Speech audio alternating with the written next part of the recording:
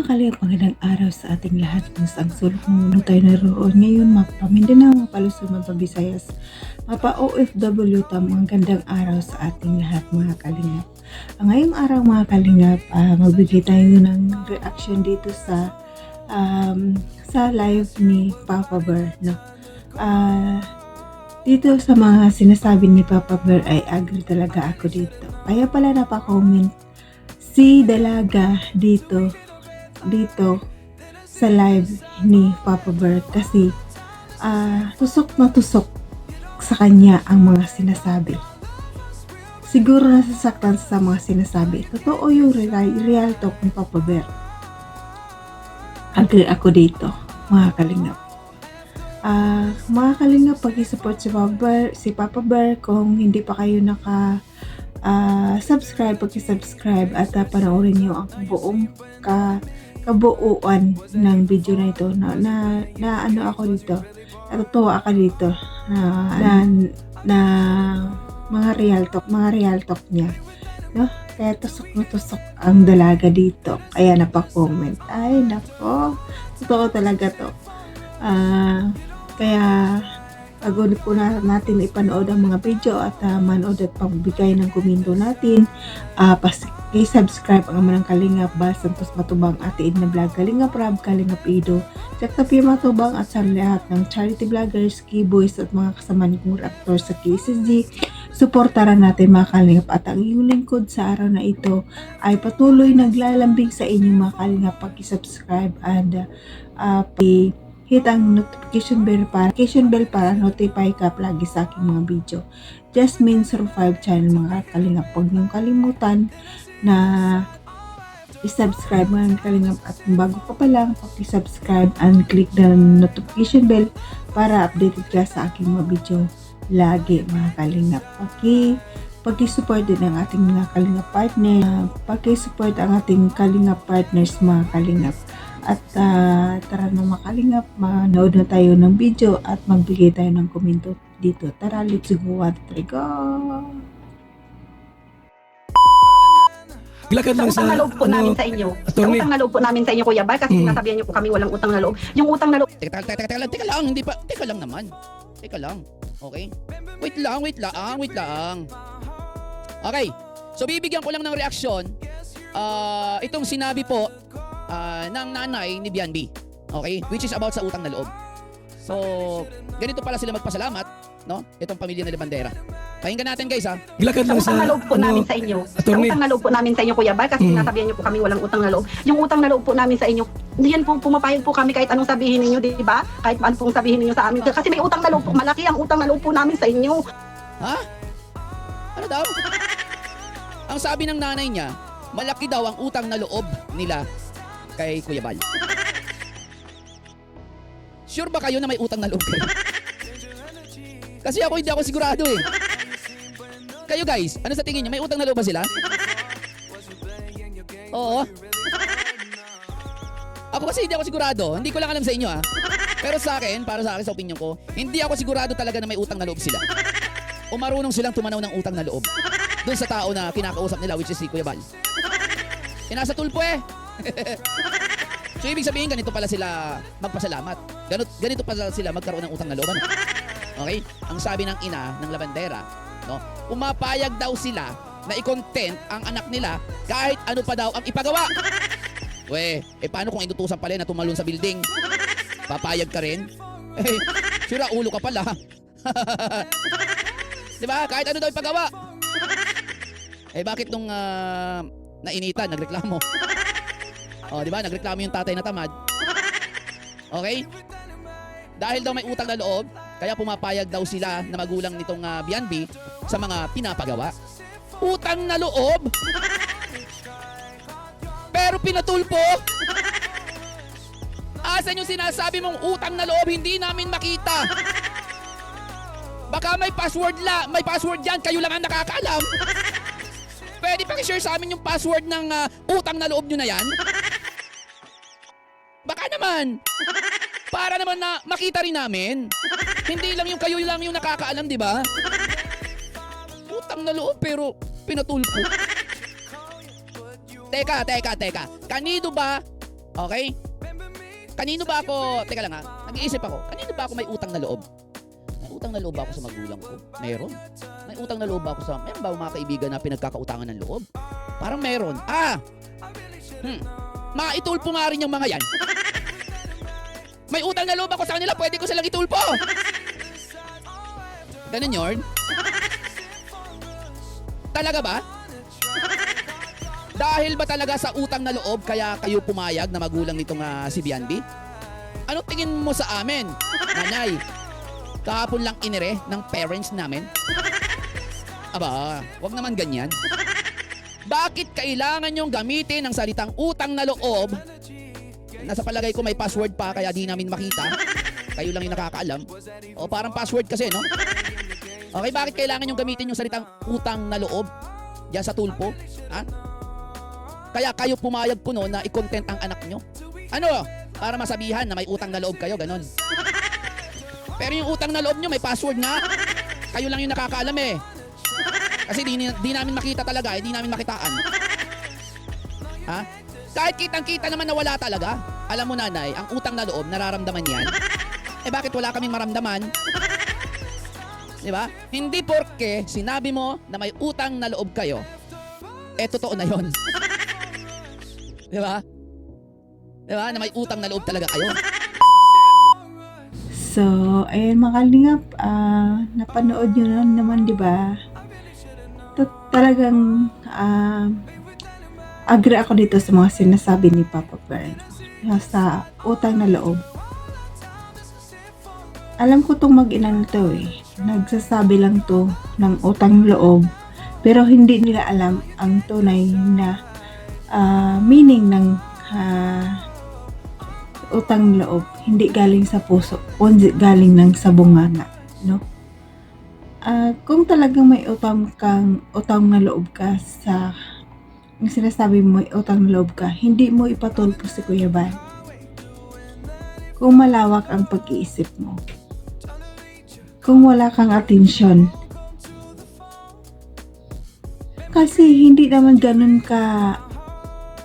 ka-brutal ang mga sinasabi ni Kuya Bal sa'yo kung walang taga-sulsol sa'yo. Sa ganun lang, sa tingin namin wala naman talaga si Kuya Bal na sinasabi na ano eh. Yun lang yung sinabi ni Kuya Bal na tanda namin na palayasin kayo dun sa bahay. Pero biro lang yun. Yun ang sinasabi ng nanay niya palagi dun sa part 98 na nasasaktan sila sa sinasabi ni Kuya Bal.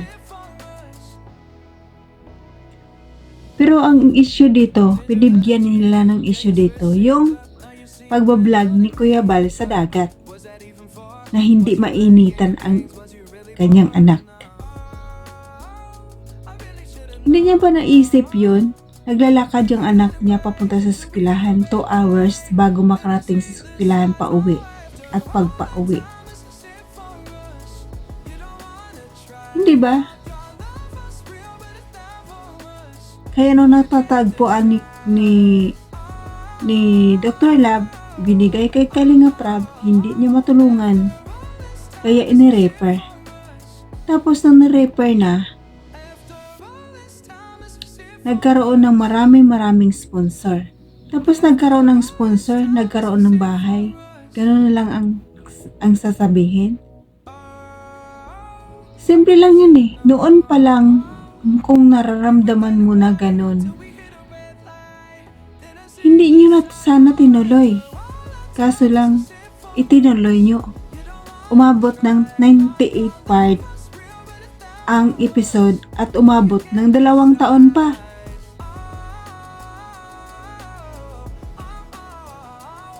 At ang issue, sabi nyo, nung 17 pa ang dalaga. Bakit umabot pa ng 2 taon, ng 1 taon? Bakit ngayon lang kayo nagreklamo? Bakit nyo pa tinatagal? At siguro, ang gusto nyo talaga, ang gusto ng dalaga, bakit umayaw? Kasi gusto niya magsulo. Gusto nyo pala magkaroon ng YouTube channel. Bakit hindi na lang magsabi? Dumaan pa sa tulpo. O ngayon nasasaktan kayo sa sinasabi ni Papa Bear? Tusok na tusok ba? Tagus ba sa likod?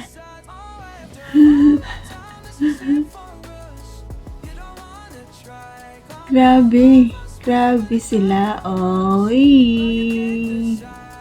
Paiyak-iyak pa. Kaya may utang, laki ang utang na loob namin sa iyo, Kuya Bal. Kaya sunod-sunuran kami. Saan? Saan ang utang na loob? Yun nga sabi ni Papa Bal, saan hindi namin makita? Hindi namin mararamdaman. Ang nararamdaman namin na sinasabi mo na utang na loob galing sa bunganga mo, hindi sa puso mo.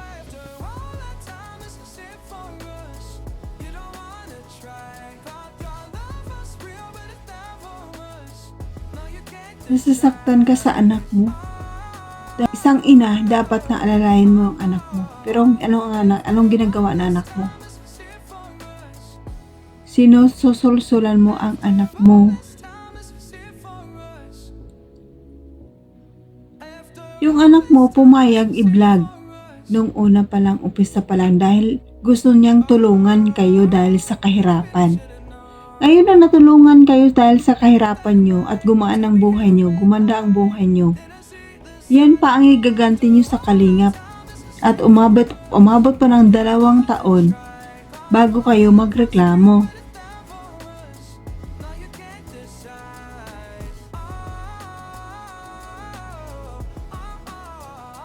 Nasasaktan ka sa mga sinasabi ng reactor sa inyo? Kasi yan ang totoo.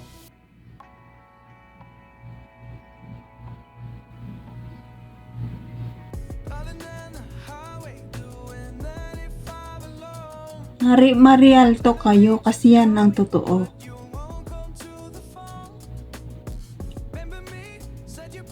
Kaya pala napakomment ka dito eh.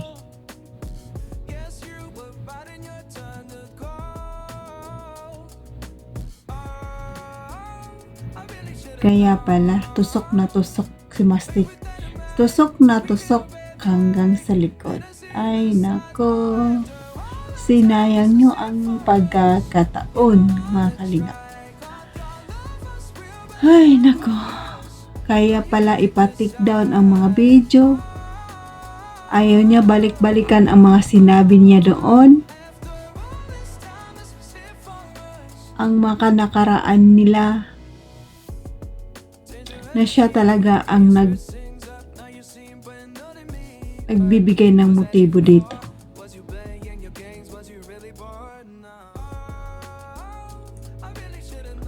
Kung dinala ka sa liblib na lugar, sumama ka, hindi ka naman sumigaw.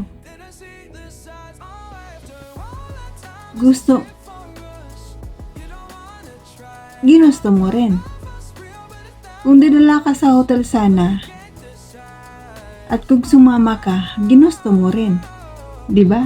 Di ka sumigaw eh.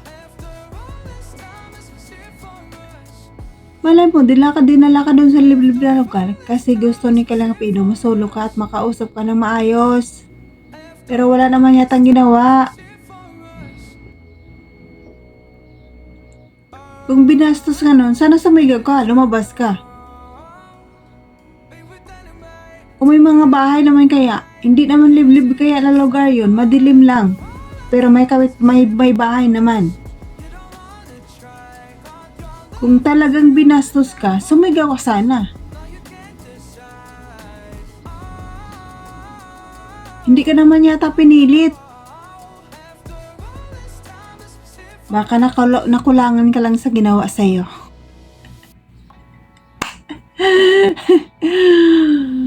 Alam namin girl, alam namin selos na selos ka talaga, no? Dapat ang pagsiselos mo nang imbestiga ka muna. Huwag ka nagpadala sa damdamin mo. Na si Kalingap Ido ay may babae. Ay nako girl. utang na loob namin. Malaki ang utang na loob namin, pero hindi namin makita. So, ayan mga kalingap, hanggang dito na lang ang ating reaksyon. Hanggang sa susunod na naman uli mga kalingap.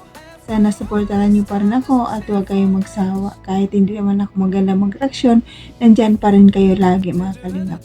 At supportahan pa rin natin ang channel ng Kalingap Rab. Marathon natin palagi.